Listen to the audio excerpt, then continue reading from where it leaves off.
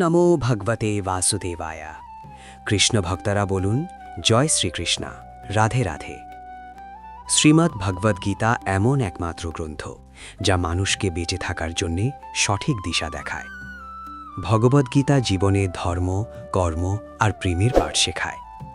ভগবদ্গীতার জ্ঞান মানব জীবন এবং জীবনের পরবর্তী জীবনের জন্য উপযোগী মনে করা হয়। গীতা হল সম্পূর্ণ জীবন দর্শন, আর যে ব্যক্তিকে যথাযথভাবে অনুসরণ করতে পারে সেই ব্যক্তি সর্বশ্রেষ্ঠ হয়। ভগবদ্গীতায় মোট 18টি অধ্যায় এবং 700টি শ্লোক আছে, যা সবার পক্ষে প্রতিদিন পাঠ করা এবং উপলব্ধি করা সম্ভবপর হয় না। সেই জন্যে আজকের অত্যন্ত গুরুত্বপূর্ণ এই ভিডিওতে আমরা ভগবদ্গীতার 111টি উপলব্ধি নিয়ে কথা বলবো, যেটা জানার পর আপনি শ্রীমদ্ ভগবদ্গীতার প্রকৃত অর্থ উপলব্ধি করতে পারবেন। তাই আপনি ভিডিওটা শেষ পর্যন্ত দেখবেন ও আপনার মায়ের নাম কমেন্টে লিখবেন। তাহলে চলুন এগোনো যাক পৃথিবীর সেই মহাজ্ঞানের ভাণ্ডারের দিকে, যা ভগবান শ্রীকৃষ্ণ স্বয়ং নিজের মুখে বলেছিলেন। শ্রীকৃষ্ণ বলেন, এই সংসার আমারই তৈরি মায়া দ্বারা আচ্ছন্ন। এই সংসার আমার দ্বারাই সৃষ্টি হয়েছে। আমি এই সংসারের পালনকর্তা, আবার আমি সব কিছুর বিনাশও করে থাকি। আমি অতীত, বর্তমান এবং ভবিষ্যতের সকল প্রাণীকে জানি, কিন্তু বাস্তবে আমাকে কেউই জানতে পারে না। ভগবান বলেন, যেমন প্রকাশের জ্যোতি অন্ধকারেও ঝলমল করে, একই রকমভাবে সত্য ঝলমল করে। এজন্যে মনুষ্যকে সর্বদা সত্যের পথেই থাকা উচিত।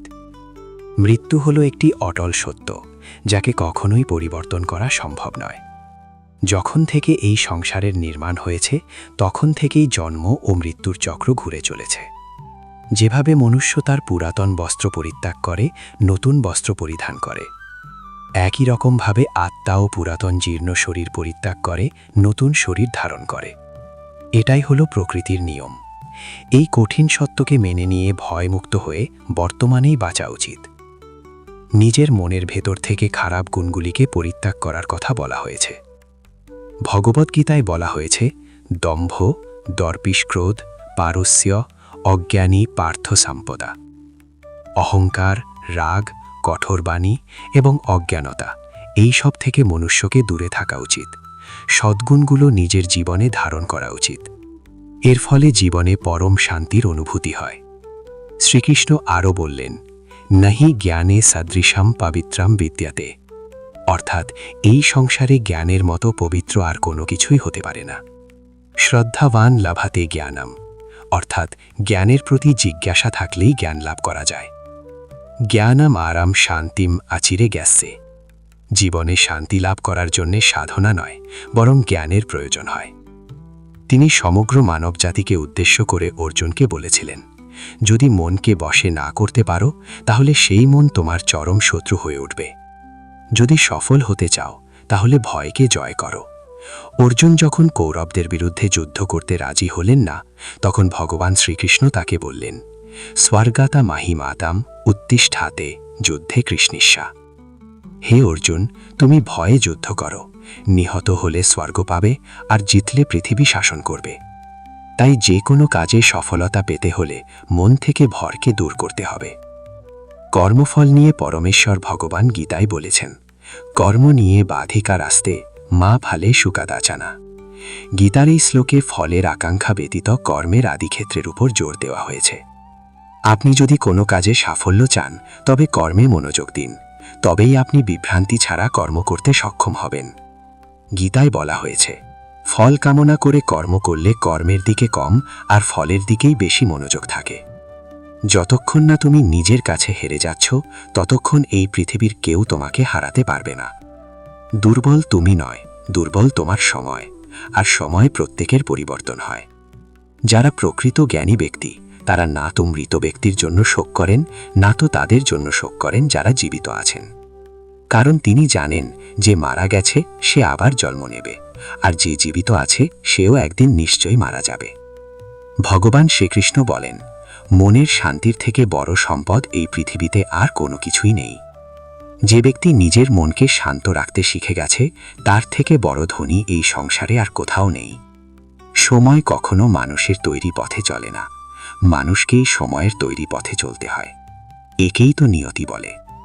জীবন তখন কঠিন মনে হয় যখন আমরা নিজেকে পরিবর্তন করার পরিবর্তে পরিস্থিতিকে পরিবর্তন করার চেষ্টা করি। কর্মই হল সবথেকে বড় ধর্ম।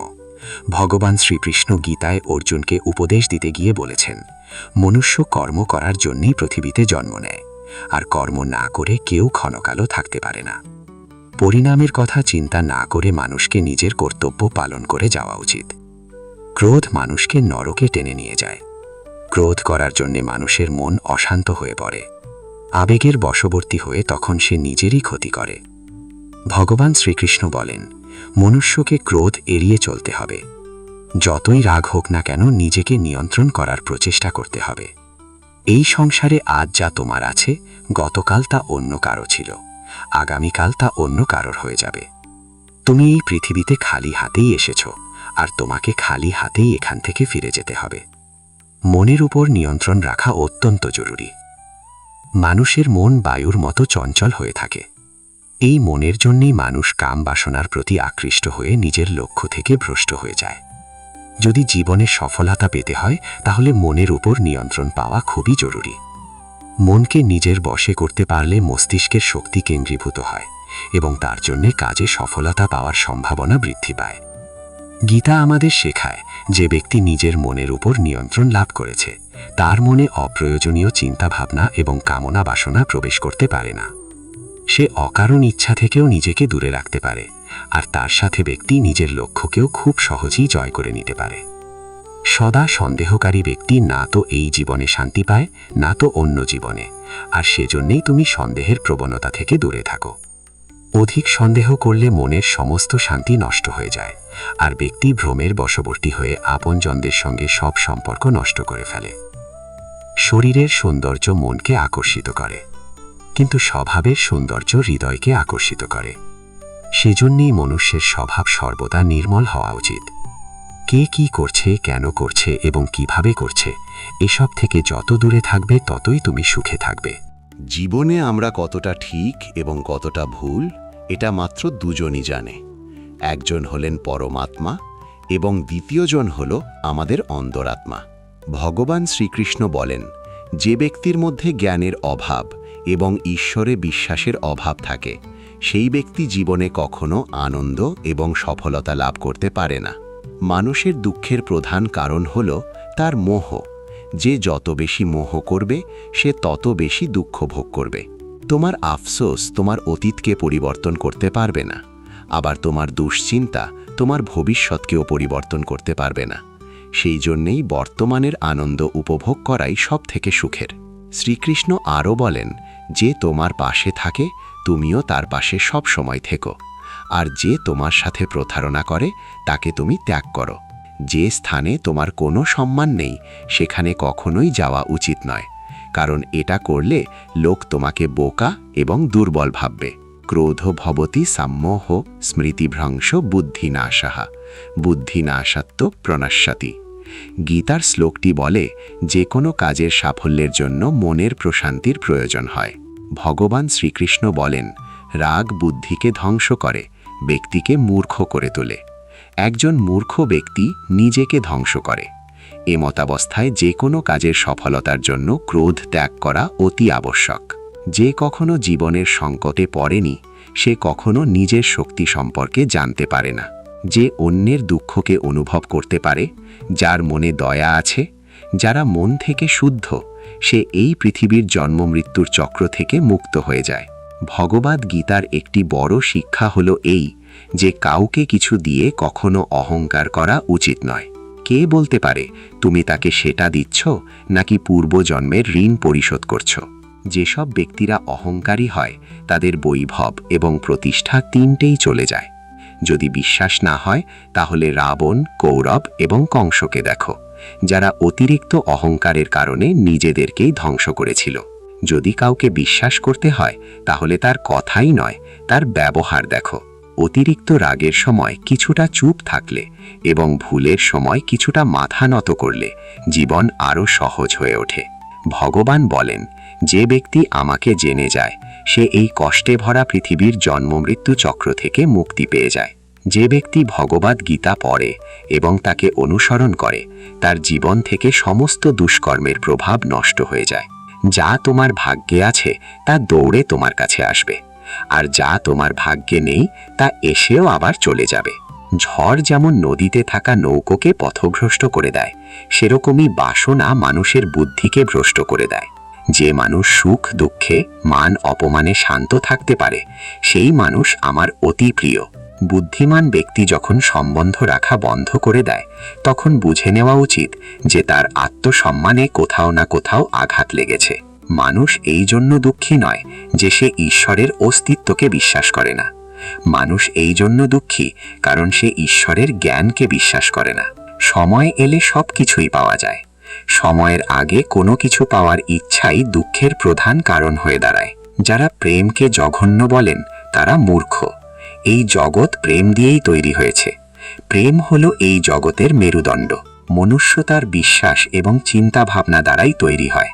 যার মনের চিন্তা ভাবনা যেমন হয় সেই মানুষ সেরকমই তৈরি হয়। এই সংসারে ভাগ্যের থেকে বেশি এবং সময়ের থেকে আগে না তো কেউ কিছু পেয়েছে আর না কখনো পাবে।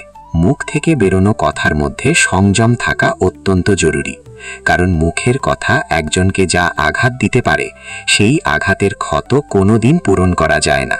শ্রীকৃষ্ণ বলেন, ধর্মের জন্য লড়াই করতে শেখো, অধর্মের শত্রু হতে শেখো, এবং যারা তোমার আপন তাদের জন্য ত্যাগ করতে শেখো। সত্য সর্বদা জলে ভাসমান তেলের মতো হয়। তুমি যতই মিথ্যার জল ঢালো সত্য সর্বদা ওপরেই থাকবে। জীবনের একটি অমূল্য শিক্ষা, খুব আনন্দের সময় কারোর কাছে কোনো প্রতিজ্ঞা করো না, খুব রাগের সময় কাউকে উত্তর দিও না, আবার যখন খুব দুঃখ হবে তখন কোনো সিদ্ধান্ত নিও না।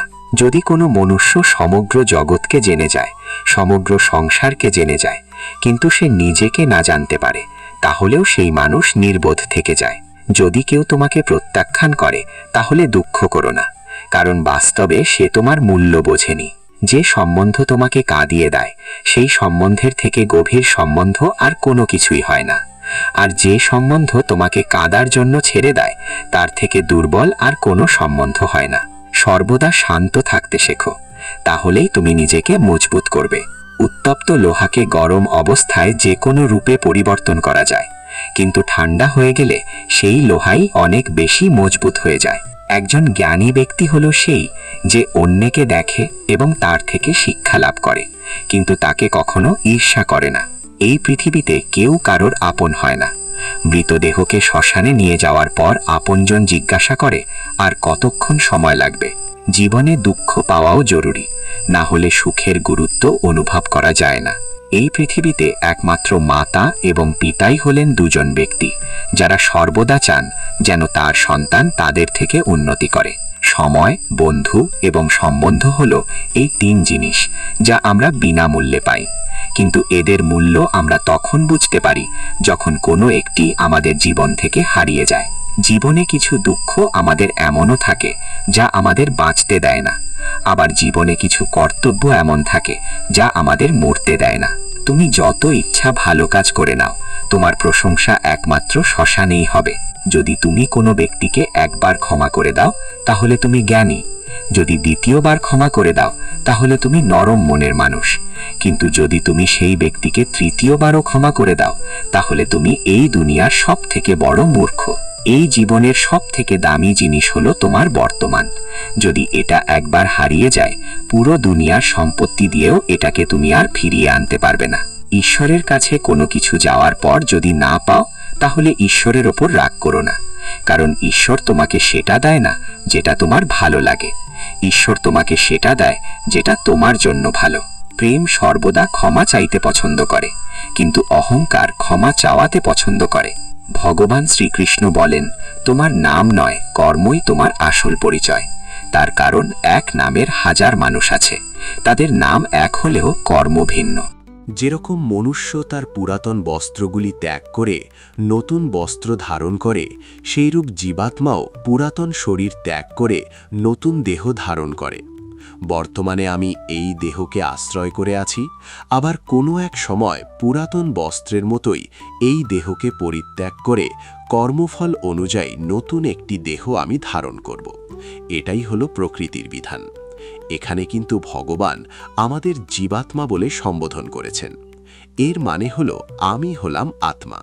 তবে জীবাত্মা আর পরমেশ্বর ভগবান যেহেতু সর্বভূতে অবস্থান করেন, তাই তিনি হলেন পরমাত্মা। যেহেতু আমার জন্ম হয়েছে, তাই আমার মৃত্যু অবশ্যম্ভাবী। কিন্তু জন্ম ও মৃত্যু কোনো সৃষ্টি বা বিনাশ নয়। গীতার ভাষায় এটা দেহ পরিবর্তন করার একটা নিয়ম মাত্র।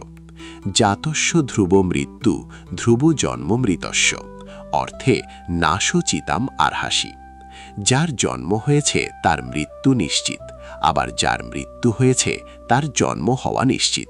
সুতরাং যা অবশ্যভাবী তার জন্য আমাদের শোক করা উচিত নয়। এটি হলো ভগবদ্গীতার সবথেকে বড় উপলব্ধি। যারা এই শরীরকে সর্বস্ব বলে মনে করেন তারাই কেবল দুঃখ ভোগ করেন। কিন্তু যারা জানেন এই শরীরটা আমি নই, আমি জীবাত্মা, আমার বিনাশ নেই, তারা কখনো কোনো কষ্টে ব্যথিত হন না বা অধিক আনন্দে প্রভাবিতও হন না। বিষয় চিন্তা করতে করতে মানুষের তাতে আসক্তি জন্মায়। আসক্তি থেকে কামনা, কামনা থেকে ক্রোধ, ক্রোধ থেকে মোহ, মোহ থেকে স্মৃতিভ্রংশ, স্মৃতিভ্রংশ থেকে বুদ্ধিনাশ, আর বুদ্ধিনাশ হলেই বিনাশ ঘটে। কিন্তু যার ইন্দ্রিয় প্রসন্নচিত্ত ও বুদ্ধি ঈশ্বরে স্থিত, তিনি অমৃত লাভ করেন। আর যিনি অযুক্ত, যার চিত্ত ঈশ্বরে সমাহিত নয়, তার আত্মা বিষয়ক বুদ্ধিও হয় না। যার আত্মা বিষয়ক বুদ্ধি চিন্তা নেই, তার শান্তিও নেই। আর যার শান্তি নেই, তার সুখ কোথায়? আমাদের মন সকল ইন্দ্রিয়কে পরিচালনা করে। যখন ইন্দ্রিয় সকল মনের অধীন এবং প্রজ্ঞাবান, যার ইন্দ্রিয় সকল বিষয় থেকে নিবৃত হয়েছে, তার প্রজ্ঞা প্রতিষ্ঠিত হয়েছে বলে জানবে। যেমন নদীর জল সমুদ্রে প্রবেশ করে বিলীন হয়ে যায়, তেমনি আত্মাবান ব্যক্তিটি বিষয় সকল প্রবেশ করলেও তাতে চিত্ত বিক্ষিপ্ত না হয়ে স্থির থাকে। এরূপ স্থির আত্মাবান ব্যক্তি শান্তি লাভ করে। কিন্তু যিনি ভোগ কামনা করেন, তিনি শান্তি পান না। যে ব্যক্তি সমস্ত কামনা ত্যাগ করে নিষ্প্রিয় হয়ে বিচরণ করেন, যিনি মমতা শূন্য এবং অহংকার শূন্য, তিনি শান্তিপ্রাপ্ত হন। হে পার্থ, এই স্থিতিপ্রজ্ঞা অবস্থাই হল ব্রাহ্মী স্থিতি। এই অবস্থা প্রাপ্ত হলেই জীবের আর মোহ থাকে না। মৃত্যুকালেও এই অবস্থা বিদ্যমান থাকায় তিনি ব্রহ্মে লীন হন, অর্থাৎ তিনি মোক্ষ লাভ করেন। তৃতীয় অধ্যায়ে অর্জুনের প্রশ্নের উত্তরে শ্রী ভগবান কর্মযোগে অবতারণা করেছেন। এখানেও নিষ্কাম কর্মের উপায়রূপে প্রথমে আত্মাতে সন্তুষ্ট আত্মারাম জ্ঞানীর ভাবানুযায়ী ফলাশক্তি বর্জন করে কর্ম করার উপদেশ দিলেন। তারপর অহংকার বর্জিত নির্লিপ্ত বুদ্ধিতে কর্ম করার উপদেশ দিলেন। তিনি বলছেন, ময়ে সর্বাণি কর্মাণি সমান্ধাতা চেতসা, অর্থাৎ বিবেক বুদ্ধি দ্বারা আমাদের সমস্ত কর্ম সমর্পণ করো। এখানেও শ্রী ভগবান কর্মযোগের সহজ পন্থা স্পষ্ট করে নির্দেশ দিয়ে দিচ্ছেন। ঈশ্বরের সমস্ত কর্ম সমর্পণ করতে হবে আমাদের, তাহলে সেই কর্মের ফল আর আমাদের ওপর বর্তে নাম না। ঈশ্বর তার অনন্ত কৃপাগুণে আমাদের সমস্ত কর্মভোগ পাঠিয়ে মোক্ষের অধিকারী করে দেবেন। এরপর চতুর্থ অধ্যায়ে ভগবান তার করুণার পরাকাষ্ঠা প্রকাশ করে প্রতিজ্ঞা করছেন, যে যথা মাং প্রপাদান্তে ভজাহাম অহম, অর্থাৎ যে যেখানে যেভাবে যে অবস্থায় আমার শরণ নেয়, তাকে সেইখানে সেইভাবে সেই অবস্থায় আমি অনুগ্রহ করে থাকি। যে বিষয় কামনা করে তাকে আমি কাম্য বস্তু প্রদান করে থাকি। যে মোক্ষ কামনা করে তাকে আমি মোক্ষ ফল প্রদান করি। যে ভক্তি প্রার্থনা করে তাকে আমি ভক্তি প্রদান করি। আমাদের জীবনের সবথেকে কটু সত্য হলো এটি, যে আমরা সর্বদা সুখের জন্য চেষ্টা করি, কিন্তু আমরা দুঃখ পাই। আমরা প্রেম কামনা করি, কিন্তু আমরা হতাশার সাথে মিলিত হই। আমরা জীবন কামনা করি, কিন্তু আমরা জানি যে আমরা প্রত্যেক মুহূর্তে মৃত্যুর দিকে এগিয়ে যাচ্ছি। প্রত্যেক ব্যক্তি সুখ লাভের জন্য ফলপ্রসূ কাজে নিয়োজিত থাকে, কিন্তু তৃপ্তি পায় না। পরিবর্তে এই ক্রিয়াকলাপগুলি কেবল দুঃখকে আরও বাড়িয়েই তোলে। ফলে এই পৃথিবীতে কার্যত সবাই অসুখী। কেউ কেউ নিজের শরীর ও মনের দুঃখে ভোগে, অন্যরা তাদের পরিবারের সদস্য এবং আত্মীয়দের দ্বারা যন্ত্রণাপ্রাপ্ত হয়। কেউ কেউ ধন সম্পদের অভাব এবং জীবনের প্রয়োজনীয় জিনিসপত্রের ঘাটতিতে ভুগছেন। বস্তুগত মানসিকতার লোকেরা জানেন যে তারা অসুখী, কিন্তু তারা মনে করেন যে তাদের সামনে থাকা অন্যরা সবাই সুখী, এবং তাই তারা বস্তুগত বৃদ্ধির জন্য ছুটতে থাকে। এই অন্ধ সাধনা চলে বহুকাল যাবৎ, তবুও সুখের দেখা নেই। এখন যদি মানুষ এটা বোঝে যে ফলপ্রসূ কাজে লিপ্ত হয়েও কেউ কখনো সুখ অর্জন করতে পারেনি, তাহলে তারা বুঝবে যে তারা যেদিকে ছুটছে তা বৃথা এবং অর্থহীন, এবং তখন তারা আধ্যাত্মিক জীবনের দিকে ফিরতে পারে। যাদের বুদ্ধি আধ্যাত্মিক জ্ঞানে স্থির হয়ে গেছে তারা বোঝেন যে ভগবানই সবকিছুর পরম ভোগদাতা। ফলস্বরূপ তারা তাদের কর্মের ফলের প্রতি আসক্তি পরিত্যাগ করে তার কাছে সমস্ত কিছু নিবেদন করে, এবং তার করুণা হিসেবে যা আসে তা নির্মলভাবে গ্রহণ করে। এটি করার ফলে তাদের কর্মগুলি কার্মিক প্রতিক্রিয়া থেকে মুক্ত হয়ে যায়, যা একজনকে জীবন ও মৃত্যুর চক্রে আবদ্ধ করে। শ্রোতা বন্ধুরা, আমি আশা করব ভগবত ভক্তির এই কথাগুলি আপনার ভালো লেগে থাকবে। সনাতন ধর্মকে আরও বেশি বেশি করে প্রচারের নিমিত্ত গীতার এই সার কথা আপনার আপনজনদের সাথেও শেয়ার করুন, যাতে তারাও পরমাত্মার স্নেহ ছায়ায় অপার শান্তি লাভ করতে পারে এবং আপনারও তাতে মঙ্গল হয়। আপনাকে অনুরোধ করব কৃষ্ণের প্রিয় চ্যানেলটিকে সাবস্ক্রাইব করে দাও ও ভিডিওটিতে একটি লাইক অবশ্যই করবেন। আজ এখানেই আলোচনা শেষ করছি। সকলে ভালো থাকুন, সুস্থ থাকুন এবং গীতা প্রচার করতে থাকুন। জয় শ্রীকৃষ্ণ।